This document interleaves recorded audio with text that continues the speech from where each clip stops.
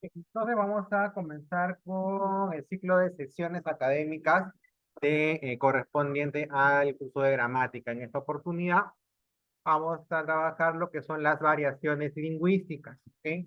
Ahora, ¿cómo podemos entender en este caso este concepto? En lingüística, como en otras ciencias, la descripción y la taxonomía conjuntamente podrán dar una clasificación, ya, con la finalidad de poder identificar las lenguas en cuanto a sus características comunes y también en sus diferencias. Entonces, las clasificaciones que vamos a ver es por características difundidas en el área común, lo que llamamos una clasificación geográfica, y también en este caso características de uso común o rol social, lo que llamamos en este caso una clasificación funcional. En cuanto al primero, es decir, a la clasificación geográfica, ok, tenemos en este caso el llamado dialecto.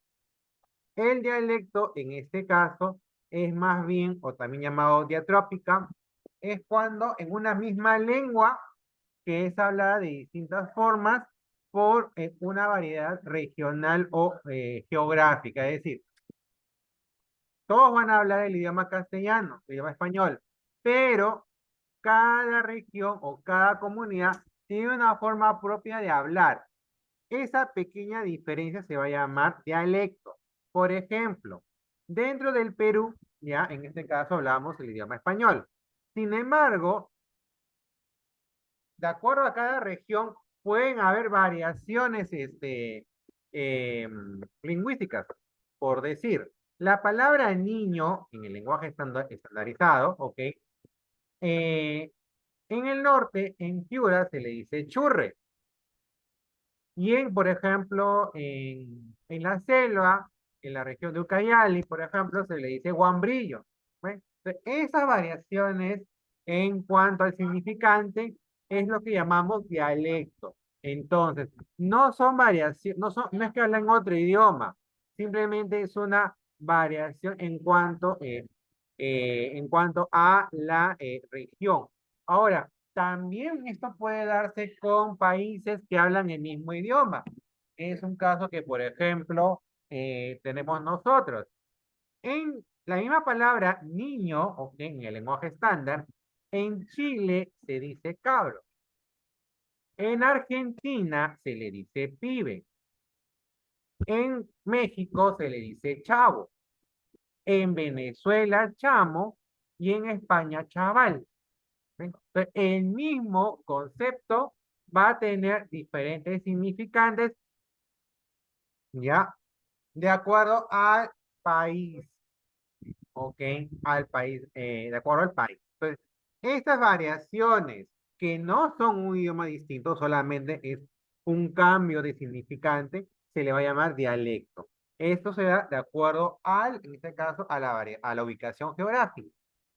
Ahora, también está, por ejemplo, los distintos registros de acuerdo a características de las personas. Este se llama el idiolecto o también llamado en este caso diafásica, que es el registro lingüístico.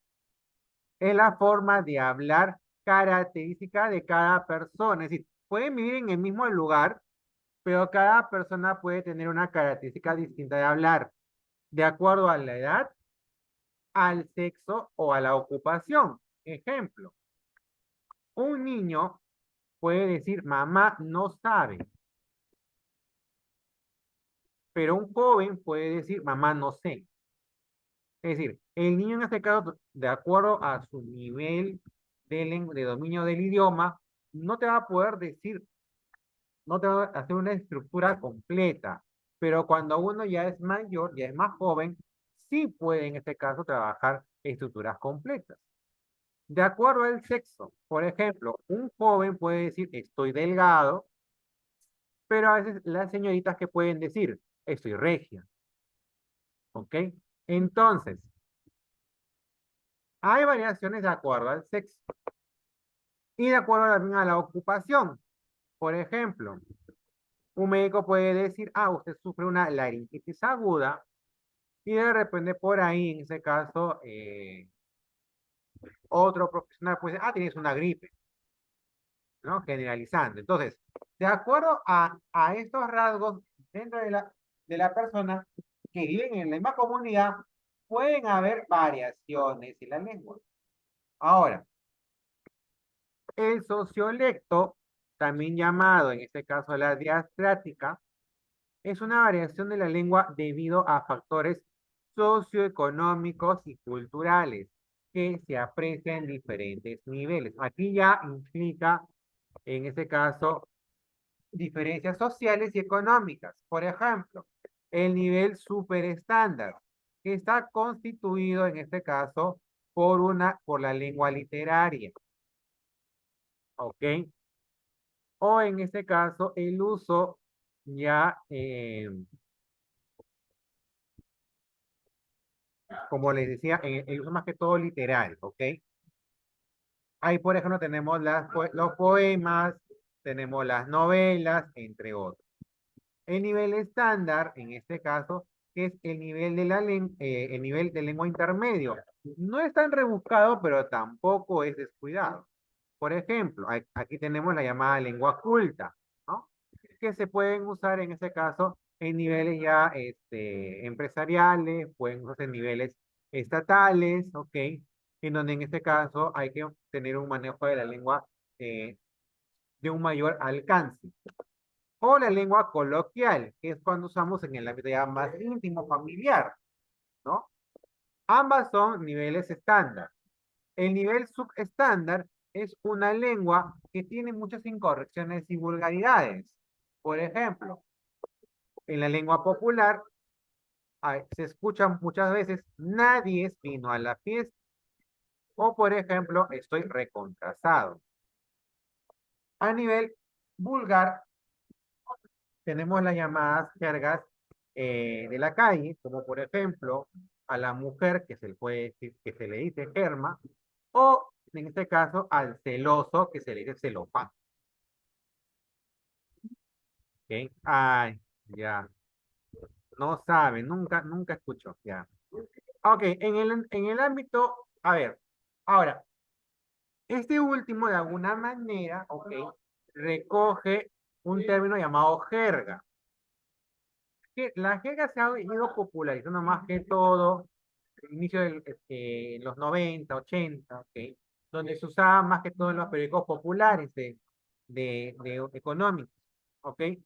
Sin embargo, la jerga en el sentido lingüístico es más bien el llamado tecnoleto o lenguaje profesional, que es el vocabulario que usa un determinado grupo de profesionales o en el ámbito social, más que todo para un conocimiento a mayor profundidad. Por ejemplo, en los médicos, ¿no? Cuando usan, por ejemplo, ¿no? Una frase, usted tiene una severa dermatitis, que es una infección en la piel, por ejemplo, ¿no?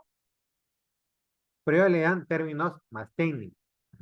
De este concepto se ha servido para poder, en este caso, hablar de la replana o el vulgarismo, que son términos que se usan en ámbitos delictivos y marginales o marginales, ¿ya?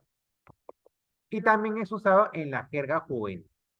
De alguna manera es para, en el caso del ámbito delictivo, es para despistar a las autoridades, y en el caso juvenil, más que todo, es para poder, de alguna manera, eh, trabajar más la familiaridad entre, el grupo, entre los grupos, y además también un poquito despistar a los padres, ¿ok? Por ejemplo, ¿no? La palabra maldito, que si nos vamos en el siglo XVII, maldito, ¿qué significa? ¿No? Como que estás relacionado a lo demoníaco. Actualmente, maldito ya no tiene esa connotación. Por ejemplo, en sectores juveniles, ¿no? Quieren hablar, o en todo caso, se habla del más destacado. Entonces, hay se puede decir, una reutilización del idioma. Entonces, ya, entonces, estas son las variaciones que se pueden presentar, ya sea a nivel, en este caso, geográfico, o por características de la persona, o por, en este caso, nivel socioeconómico y cultural. ¿Ok?